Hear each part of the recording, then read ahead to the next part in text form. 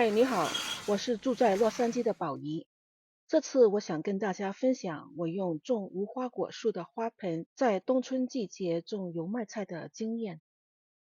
这株无花果树到10月份左右就开始落叶，要到第二年的2、3月才开始重新长叶子。我的阳台的空间有限，这么大的花盆空着挺可惜的，加上南加州的冬季不太冷，所以去年我在花盆里种了这种紫色油麦菜。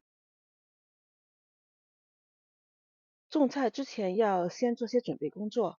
无花果树的根系很强大，要松土的话会很费力气，所以我只是在土里加了肥，然后盖上厚厚的一层土。油麦菜的根不深，加上这层土就足够它们生长了。油麦菜的育苗没有什么特别，撒播、点播我都试过。小苗长出针叶的时候就可以移栽了。移栽的头几天，如果阳光太猛烈的话，就给遮挡一下，然后浇够水，成活率几乎是100%。移栽大约1个月之后，油麦菜的叶子还比较细小，但是已经长得密密麻麻。那我就不客气了，开始采收。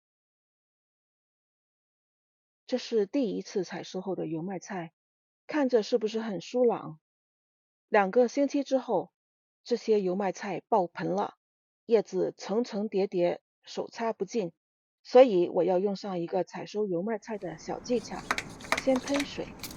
油麦菜的叶子特别娇嫩，拉扯的过程中容易纠缠在一起，导致破损。喷水之后，叶子的表面会变得光滑，就像用了护发素的头发丝那样，可以轻松的彼此划过。这个产量比较惊人哈，关键是它还很好吃，而且香气很足，整个厨房都弥漫着油麦菜特有的芳香。这次采收做出来这么大的一盆，大约2个星期之后又采收了一茬，这是第三茬了。这时候已经是3月底了，气温回暖，日照加长，油麦菜启动了疯长模式。采收后5天已经长成这样，采收后10天盆里又长满了，这是第四茬采收。2个星期之后，大约是4月中旬，我做了第5茬采收。这是采收后，可以看到油麦菜的杆子已经长得很高了，我把它们留着，看看能不能再收一茬。这是大约2个星期后的样子，密密麻麻、手插不进的盛况没有再现。我猜油麦菜把养分都用来长杆子，准备开花结籽了。那我就做第6茬，也是最后一茬的采收吧。利用冬春季在无花果树下面种油麦菜，油麦菜是长得非常好。那么这样对无花果树有没有影响呢？答案是没有。这是往年5月份的时候无花果树的状态，这是今年5月份的状态，没有很大的区别。